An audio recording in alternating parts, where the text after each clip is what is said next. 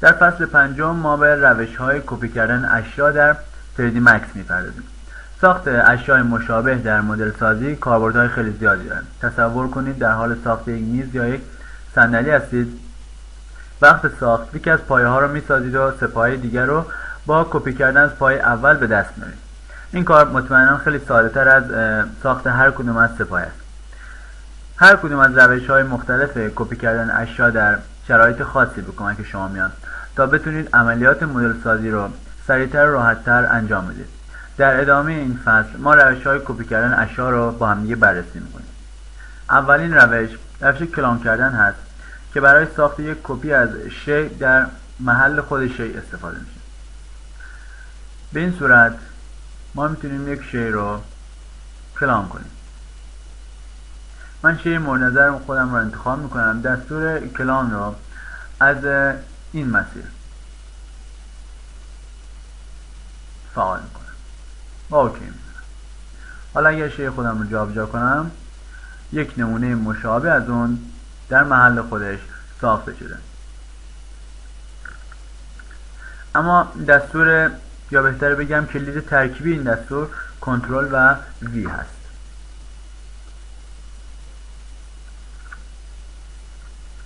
خب اینجا ما با هم تمرین رو انجام میدیم تا با مفهوم کلان کردن بیشتر آشنا بشیم.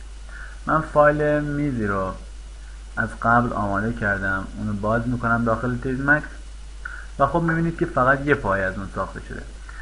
طبق همون مثالی که دادم میخوام که سه پایه دیگه هم در محلهای خودشون قرار بگیرن.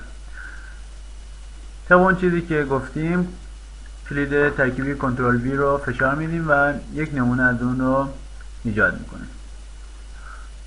حالا من با جابجا کردن اون در محور ایگرگ به میزان 50 واحد اون رو در محل خودش قرار میدم. اما هنوز دو پایه دیگه ساخته نشده. خیلی ساده است. این دو پایه رو با هم انتخاب میکنم و دوباره کلان میکنم. حالا اونها رو در محور X 50 واحد به جلو میبرم.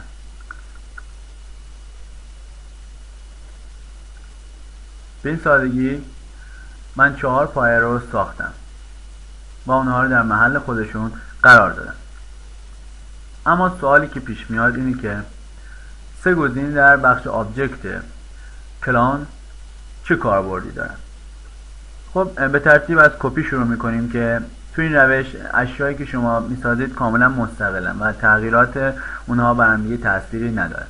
اما در اینستنس اشیایی به وجود اومده تو این روش کاملا به هم وابستن و اگر شما تغییری در پارامترهای یکی از اونها یا یک اصلاح کننده به اون اعمال کنید، این تغییر به شی‌های دیگه هم منتقل میشه. خب تو این تمرین می‌بینیم که این امکان چجوری ممکنه. من این 5 مکعب رو قبلا آماده کردم. در اصلاحگر بند یکی از این مکعب مستطیل ها مقدار انجل رو 10 میدم. میبینید که تمام این مکعب مستطیل ها به مقدار 10 در انجل خودشون دست بدن. حالا تفاوتی نمیکنه که کدومی که از اینها رو شما تغییر بدید. اما گزینه سوم یا رفرنس، اشیای به وجود اومده تو این روش دارای وابستگی وراثتی یا والد و فرزندی هستند. به این صورت که شما اگر شی اول رو در نظر بگیرید، این شی رو در نظر بگیرید، من بقیه اشیا رو از روی این شی کپی کردم. خب این شی به عنوان والد و سایر اونها به عنوان فرزند شناخته میشن. من اگر تغییری رو در این شی والد انجام بدم در سایر اشیا هم دیده میشه، اما اگر تغییری رو در اشیای فرزند انجام بدم در سایر اشکال و شی مرجع این کار انجام نمیگیره. بیایید با هم ببینیم دقیقا چه اتفاقی میفته. خب در اینجا شی سبز رنگ شی مرجع ما و مقدار انجل رو من تغییر میدم. میبینید که سایر اشکال هم تغییر پیدا میکنه، شکل ظاهرشون. اما حالا اگر یکی از اونها رو تغییر بدم هیچ تفاوتی نمیکنه و فقط روی خودش اعمال میشه. این تفاوتی هست که بین سه گزینه کپی، اینستنس و رفرنس هست. اما غیر از کلان کردن روش های دیگه هم برای کپی کردن در تدی مکس وجود داره. یکی از اونها روش شیفت کلان هست که شما با نگه داشتن کلید شیفت و انجام یکی از تبدیلاتی که یاد گرفتیم مثل جابجا کردن چرخش و تغییر اندازه میتونید یک کپی از اون رو بگیرید. اما در اینجا با منوی جدید آشنا میشیم به نام Number of Copies که در اون تعداد کپی های خودمون رو مشخص میکنیم. فاصله بین کپی ها همون فاصله هست که در ابتدا من به وجود آوردم.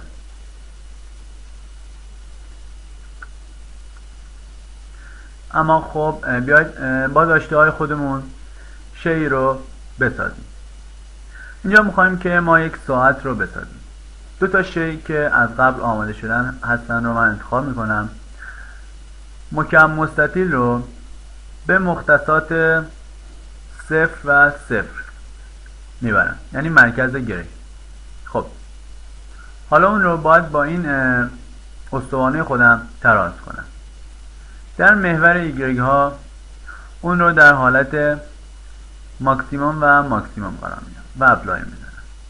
در محور ایکس ها اون رو در حالت سنتر و سنتر قرار میدم و در حالت زد میخوام در محور زد ها اون رو در نقاط مینیموم و ماکسیموم قرار میدم. اوکی رو میزنم و میام بیرون. خب حالا اگر قرار این شی ما ساعت بشه باید مکعب مستطیل ما حول این استوانه به 12 قسمت کپی بشه. اما در مورد کپی کردن میدونید که این اعمال یا تبدیلات بهتره بگم حول پیوت پوینت انجام میشه. پیوت پوینت خود شی. پس در اینجا ما پیوت پوینتمون در مرکز شی هست و اگر کپی کنیم و اونو بچرخونیم دور خودش میچرخه، بهتره بگم. اما روشی رو ما اینجا اعمال میکنیم تا اون رو در مرکز قرار بدیم. در هر سه محور اون رو در مرکز استوانه قرار میدیم. حالا مکعب مستطیل ما حول خودش نمیچرخه، حول پیوت پوینت میچرخه، اما پیوت پوینت ما در مرکز استوانه است. پس بنابراین دور تا دور استوانه رو پر خواهد کرد. اما نکته دیگه، ما برای اینکه بتونیم اون رو حول این محور دایره شکل کپی کنیم نیاز داریم که به اون زاویه بدیم. پس بنابراین در اینجا انگل اسنپ یا اسنپ زاویه‌ای رو فعال میکنیم.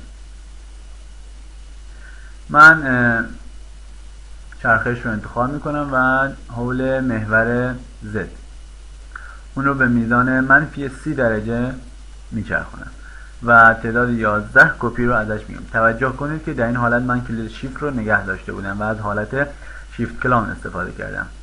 اوکی رو میزنم و به همین سادگی همچین چیزی رو ساختیم.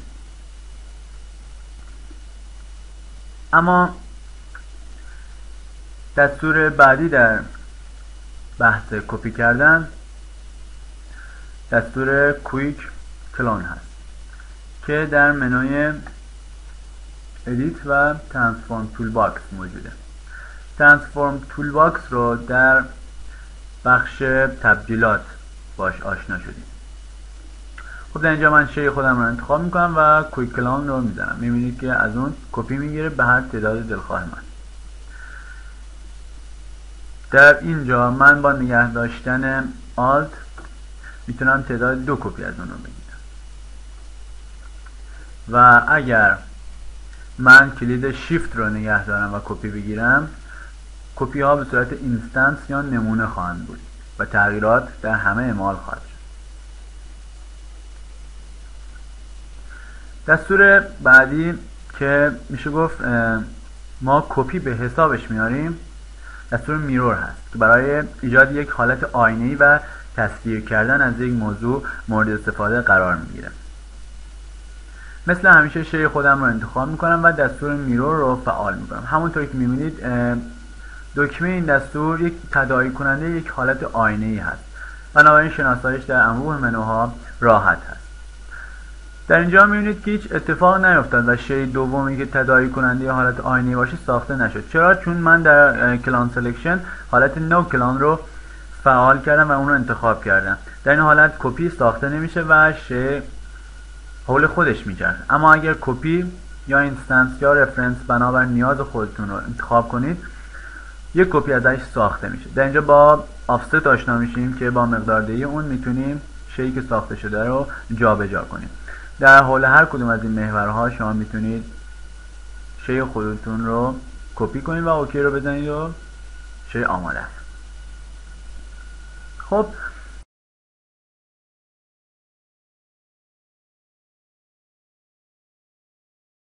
امیدوارم که تا اینجای کار خسته نشده باشید و ادامه بدید این راه رو، چون نرم افزار 3D Max هر چقدر که باهاش بیشتر آشنا بشید کار کردن با اون راحت‌تر و لذت بخشتر هست و می‌بینید که اصلا کار سختی نیست تصور کردن و ساختن یک دنیای سه‌بعدی.